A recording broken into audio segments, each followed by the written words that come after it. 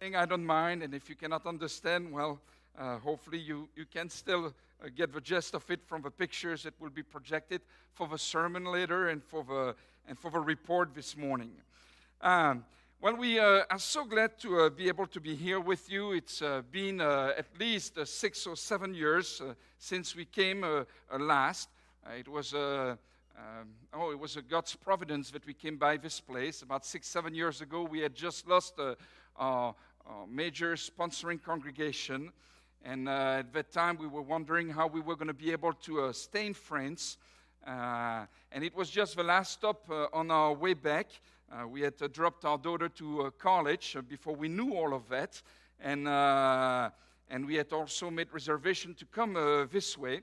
And just as we ended up coming to church that morning, we met two brothers, and they took us out to lunch. We were able to visit with each other, and when they heard the situation, they right away stepped in and said, "We're going to try to help you out." And since that time, you have been helping us out, and I am so very grateful. My wife is so very grateful, and the members in Strasbourg Church also very grateful for all of it. So I heard one time a person that said, I'm not sure where I need to point. Let me see. We'll try it this way, the front. Yes, I heard a quote one time that said this: I'm that person belonging neither here nor there, just floating somewhere in between. And it's kind of represents the way that I feel. It represents the way that you should feel also in some ways, because we're not meant to be on this earth as settlers forever. Our home is in heaven, and so we're in between two places. But some of you have lived in a foreign land, and you know what I mean. When you've lived in a foreign land, you've got connection on both sides of the world. And so although we've lived in Strasbourg for a while, we have grown to love that beautiful country and the good people there. A piece of our heart is still here, despite the fact that we live there. And in the same sense, when we are here, our heart turns to our brothers and sisters who are back in Strasbourg, who at this time right now are meeting, probably in the church out there.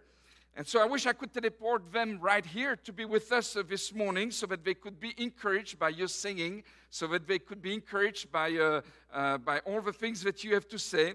And I wish I could let them talk, so that you would know how your involvement in this work has been able to change their life for eternity. They cannot be here, unfortunately, so I will do the best I can to report what is going on out there today. And so again, thank you for the way you've been supporting our work. There's the church in Strasbourg. I'll get more to it later. Thank you for the way that you've been supporting our work through the years. There's no words that are deep enough to express the depth of our appreciation. Saint Ambrose once said this. He said, "There's no duty more urgent than that of returning thanks." And when we look in the scriptures and we see that Paul went back to report many times to a congregation of Antioch in his missionary journeys over what was happening, we know it was important for him also to give thanks for prayers. We know it was important for him to share all that the Lord was doing in the doors he were opening. And that's what we are doing right now. That's why we've decided to come to you today and express how indebted we are to all of you for what is going on in Strasbourg.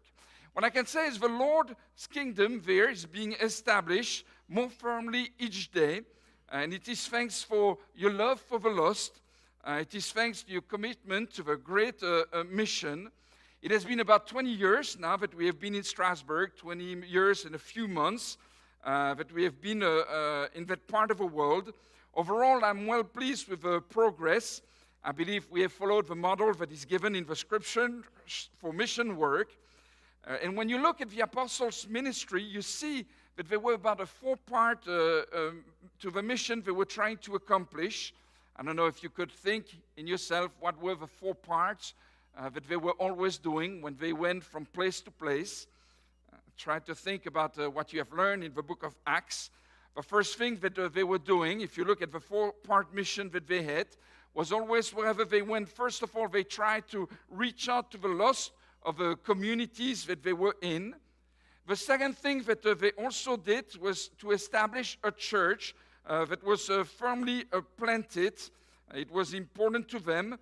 And so they grounded the believers in the right doctrine. They tried to ground the believers also in the faith strongly, so when struggles would come, they would still persist. The third thing that they would do, they would try to establish a local leadership. They wanted to establish elders in every church. They also were trying to establish preachers and deacons. And the fourth element that was important to the apostle was for every church, of course, to reach autonomy, and that include being able at some point to stand on their own financially, to support the leaders, and to have a place to meet, to do some good work in the community. Now we can see that, for example, in 1 Timothy chapter 5, when he talked about supporting the elders who were also preaching. There was a responsibility not to muzzle the ox while he tread the grain, and that is done when you can locally get to the point where you support your leaders. So, but before we go there, and I tell you about what we have done specifically to follow this pattern, let me go back in time a little bit. Some of the people that I visit with ask us every so often, why did you move to Strasbourg, France, 20 years ago? Why didn't you stay in the United States? And the short answer to this question is because there's a great need in the French-speaking world. I was in a nice place 20 years ago. I was working for a congregation of about 100 to 120 people, depending on the season.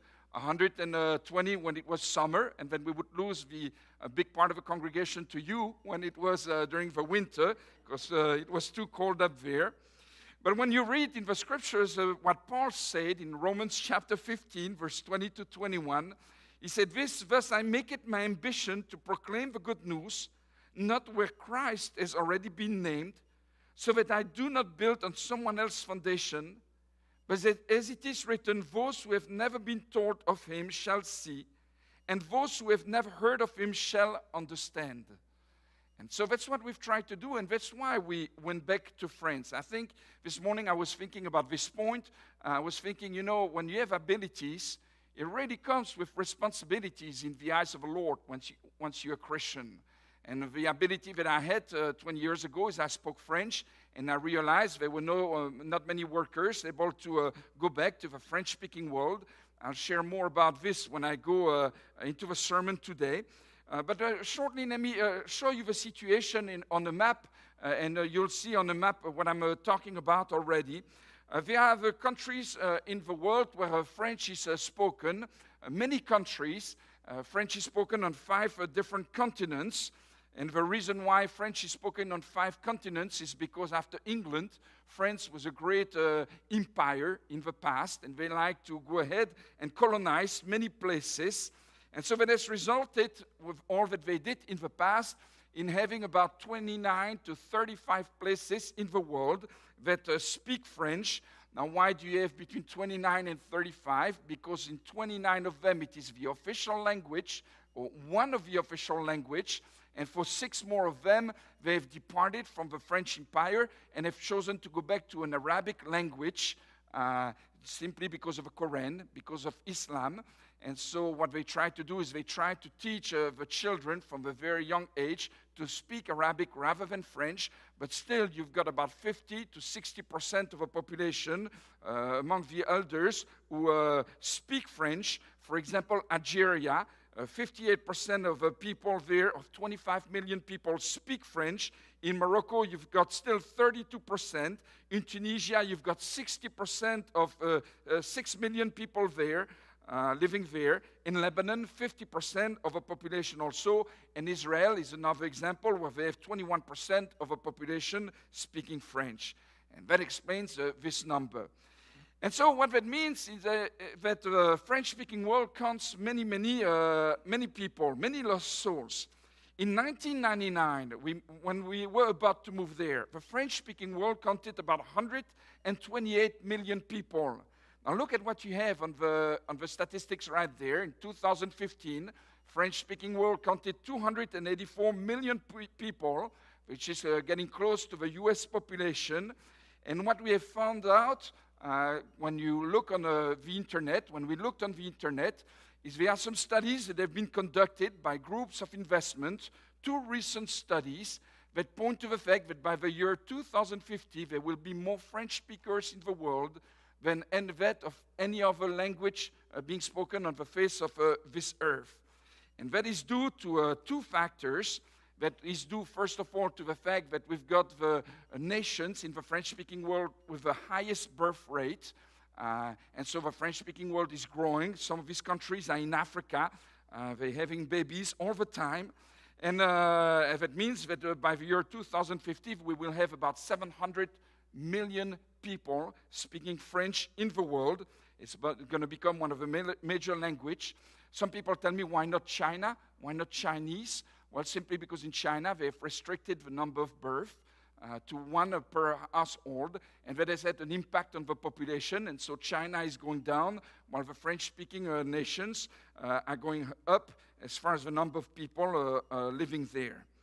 That means that 90% of the youth, according to the statistics, between the age of 15 and 29 will be in Africa at that time. And what we find when we look at a map, many of these countries are Arabic. Many of these French-speaking countries still do not have missionaries. They're still virgin territories. We still need to enter in there. And by the way, the evangelicals are already present in many of these countries. We do have people requesting baptism because they're studying online with the courses by correspondence. And so they're just having a hard time being able to plant a church because they don't have the same freedom that we do have. But we do need more people to go out there and reach out to them. Doors are opening like never before. For all of these countries that speak French, we've got a maximum of about 40 preachers. And I'm talking about for the whole world. For 700 million people soon, we've got a total of 40 preachers. Again, I'll come back to this later. And the 40 preachers are located, most of them in Africa. And not everywhere in Africa, just in the north-west section of Africa. So when you look at the map, we decided to go back at that time to France. There are 4 French territories in Europe that represent 74 million French speakers. The 4 French territories, one of them, the greatest one, is of course France. You can see some statistics about the size of France right there and the number of people living in it, 67 million. We've got a socialist government.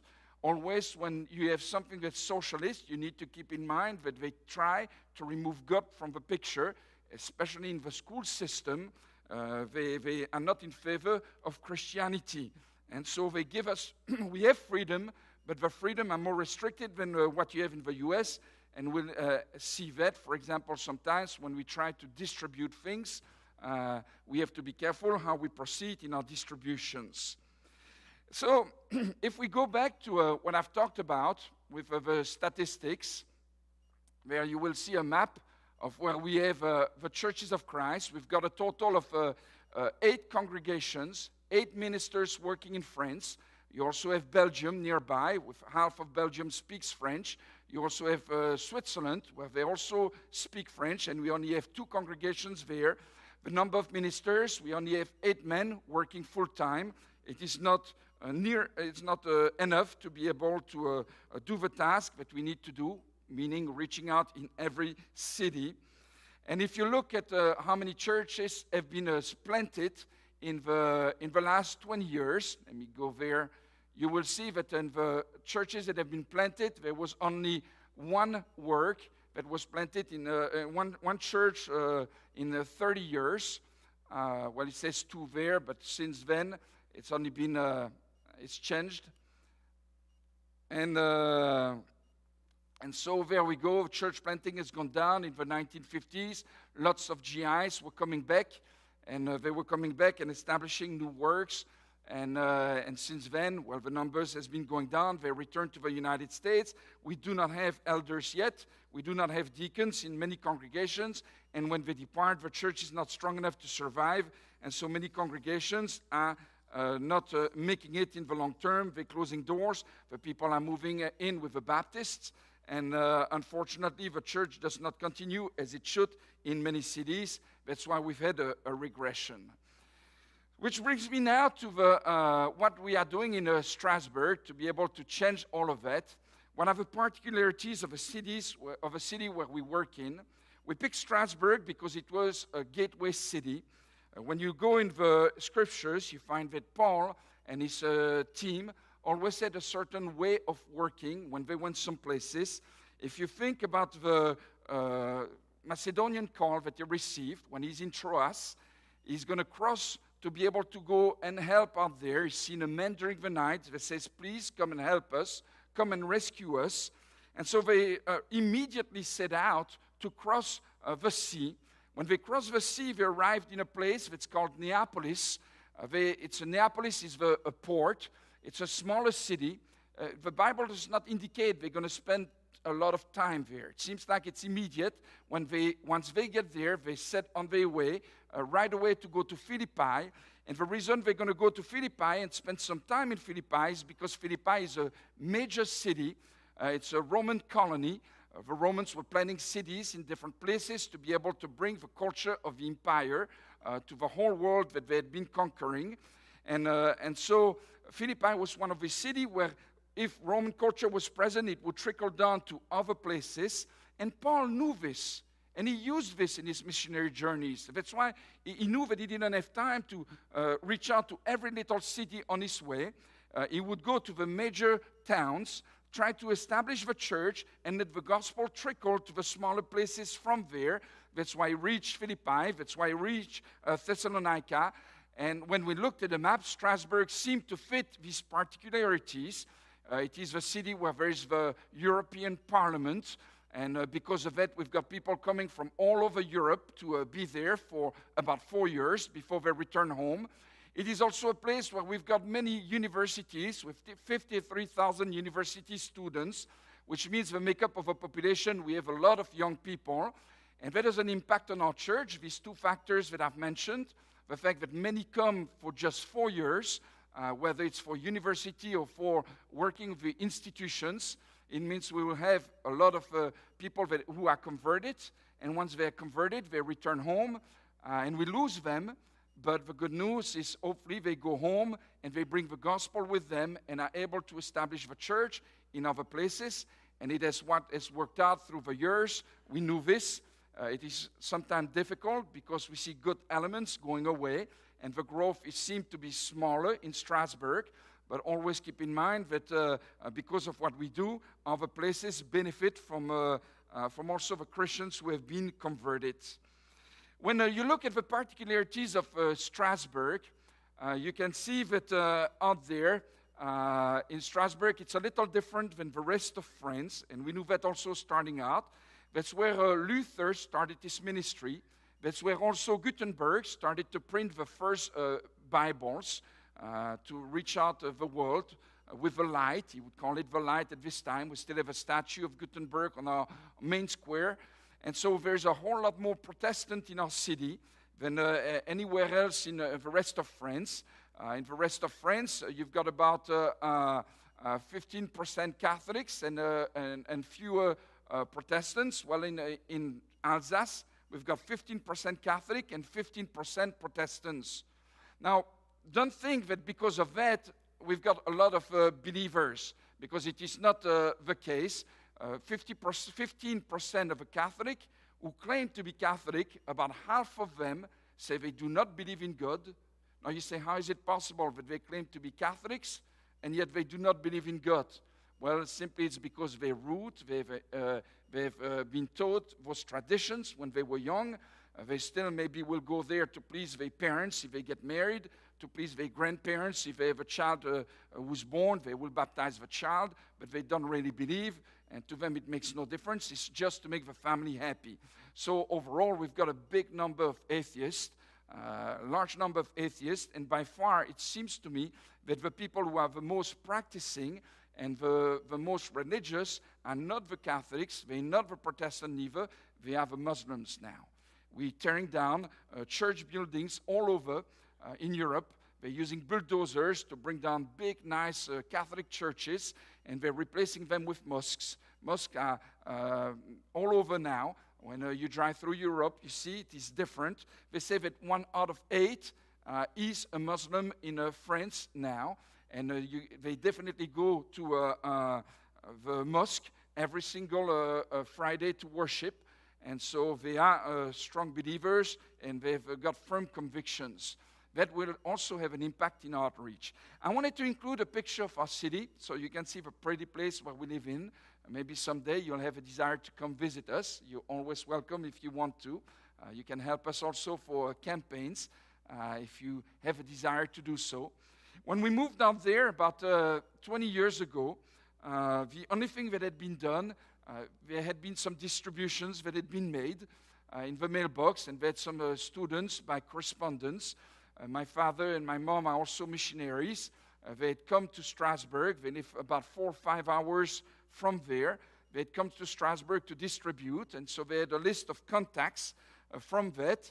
And that's when we came. We were able to take these names and start getting in touch with the people, and that's how we did it at first. So we arrived with just our children. It was just us for a long time for worship. And then little by little, we started to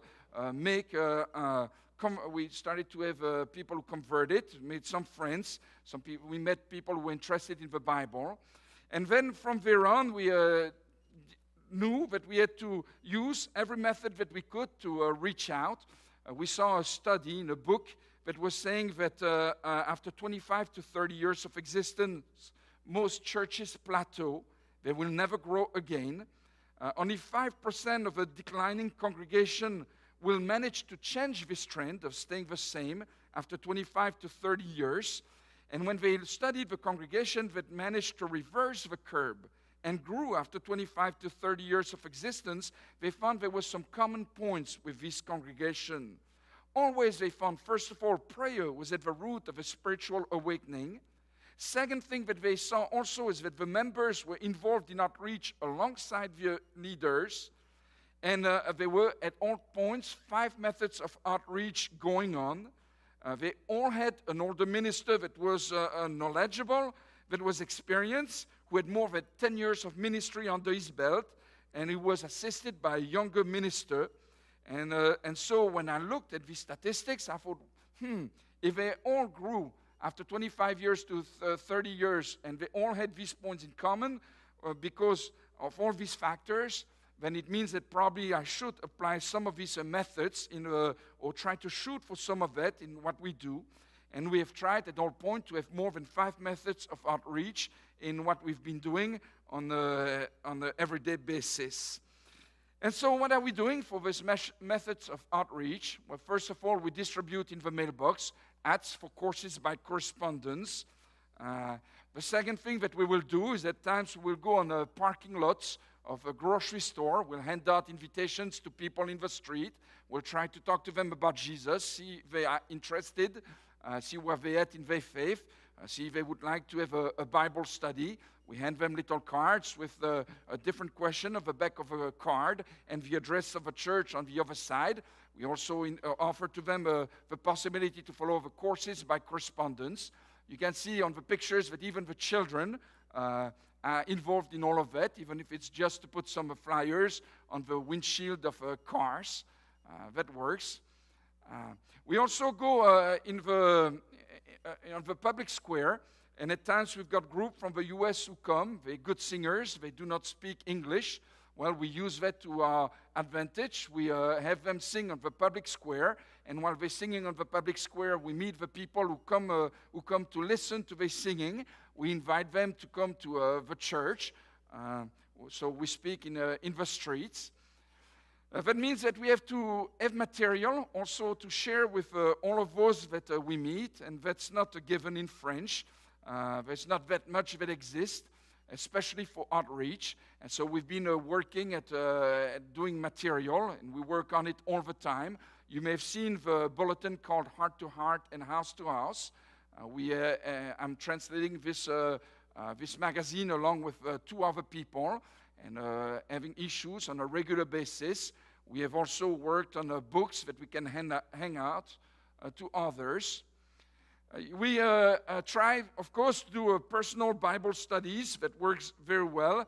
You will see on the picture various people that we've met. One of them, the man on the top corner, was a school manager. I don't know how else to say it. The person who takes care of the school facilities. I was involved in the parents' association with the children, and it was a good way to meet other parents and make contacts for the church. Here's another picture with a guy we met in the street. He was ringing the bell, trying to sell things for the roof. We got talking about the Lord as he was trying to sell me some stuff for the roof. And he ended up, he's all the way at the end of the table right there. Let me see if I can find the pointer in this thing. I'm not sure where it is at. No. There. There's this guy right there. After talking for a while, he ended up coming back with his family, with his children that are there on the pictures, and he ended up bringing us another friend of his right there. What you have to understand is when we study with people, it takes a long time, usually to get them to believe in God and give their life to the Lord. Most of them, they've grown up in schools where they taught atheism, they taught that God doesn't exist. And so we have to first prove to them God exists, and then we have to prove to them the Bible is the Word of God. And once we go from there, then they have to understand the true doctrine.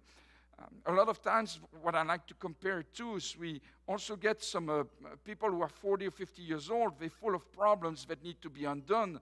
It's almost like when you go fishing with a child, and you know the child is fishing with a wheeler, and he gives you the pole, and there's a pack of nuts that's present. And if you ever gone fishing with a child or a grandchild, you know that it takes a long time to undo the nuts before he can fish again. Well, sometimes the feeling that I have when we deal with the people out there, they come at 40 or 50 years old because they've been so involved in the world.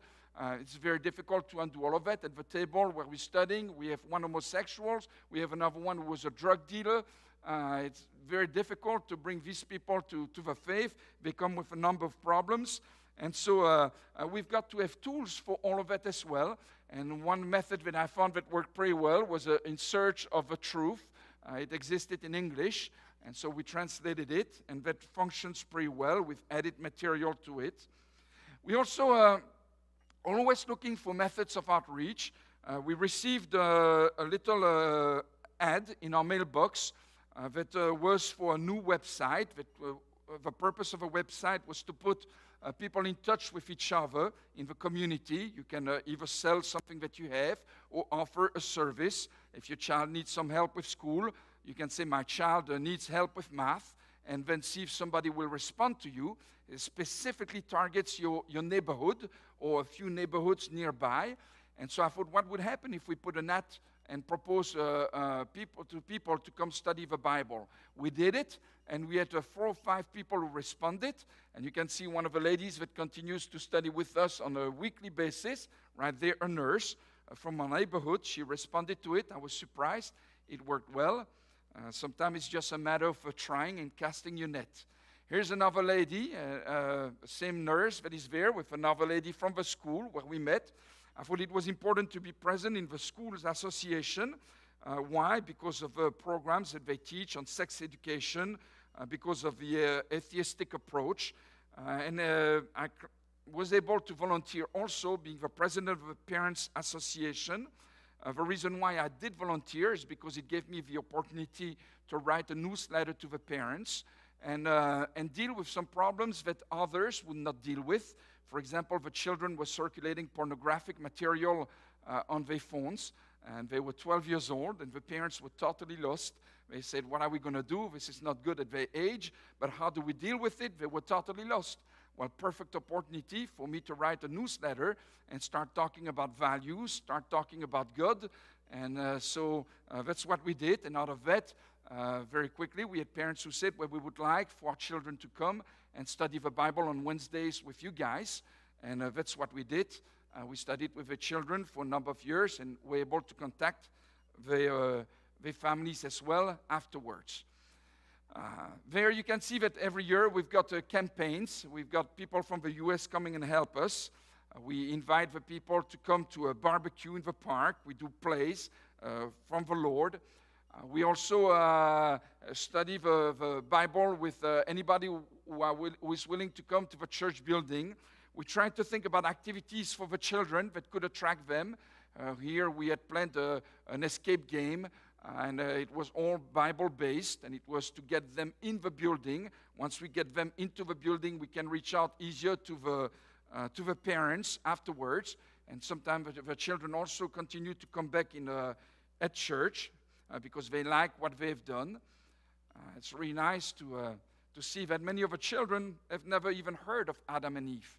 You know, when we say, who is Adam and Eve, they're not able to tell you who they are.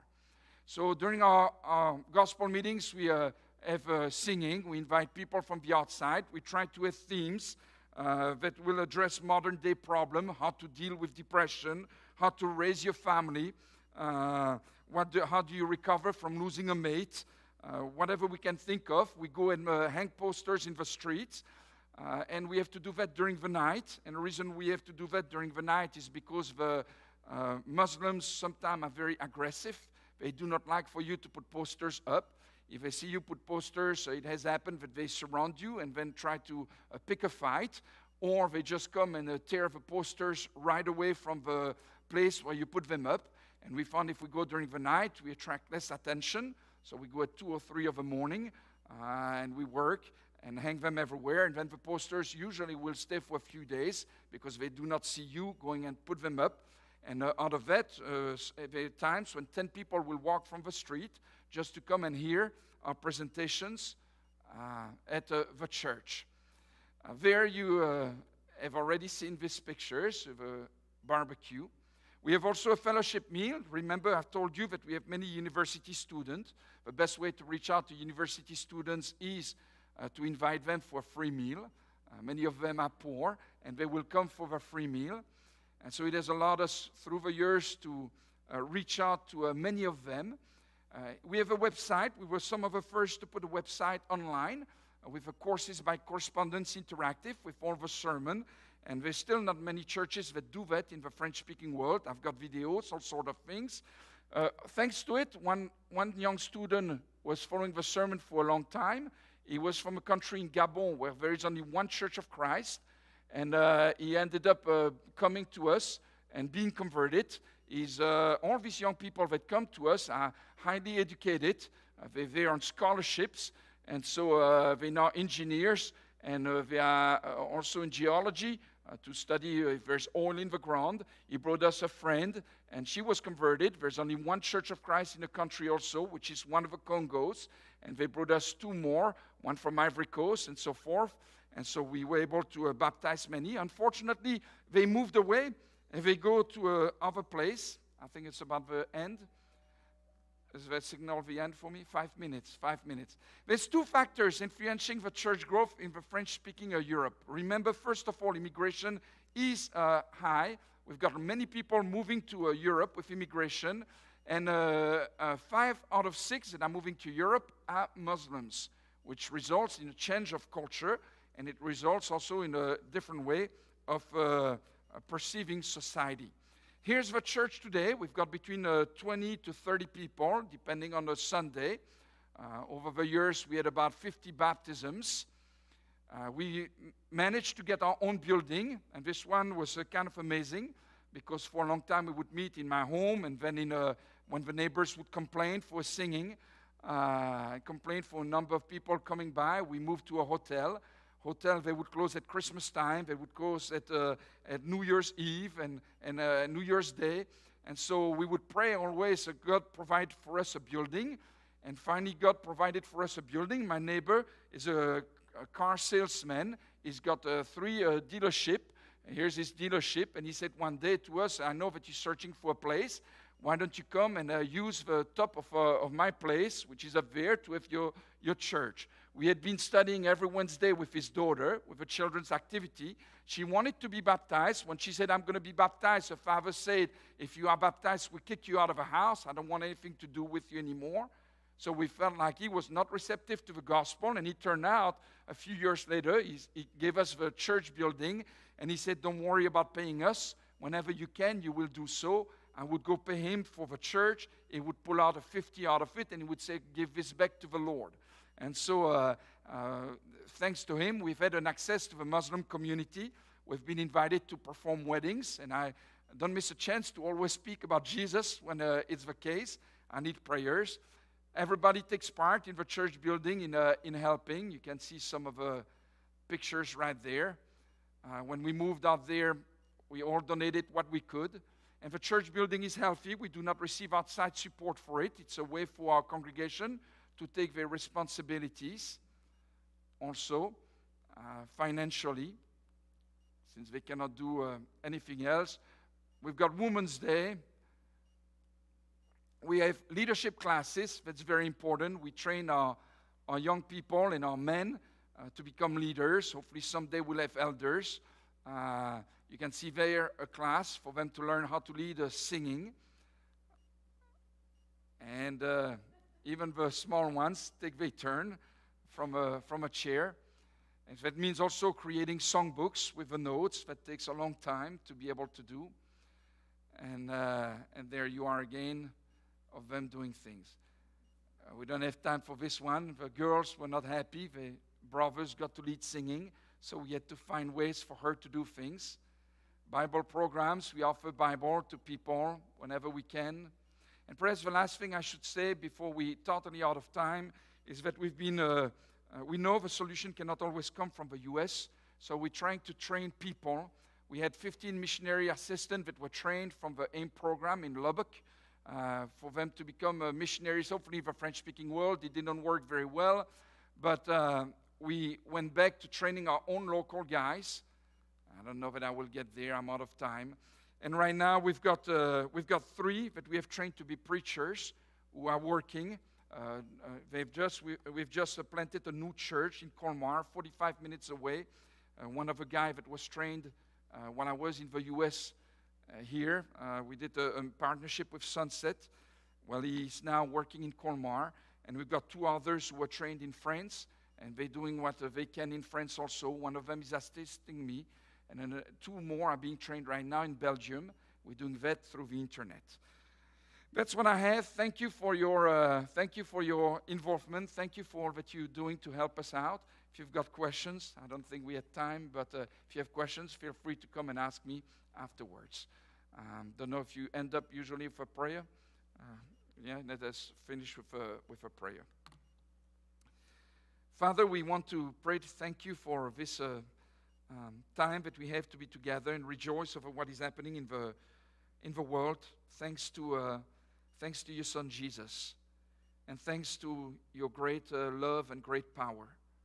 We know that nothing would be doable without your help.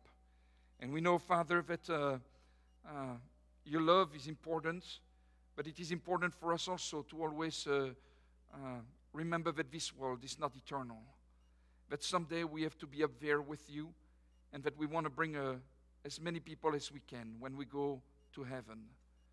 Help us to remember that every soul is precious, and we've got a duty to try to bring them to heaven with us.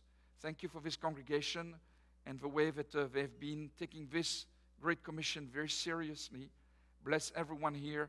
Continue to bless their growth and their involvement into your kingdom. We pray for all of that in Jesus' name. Amen.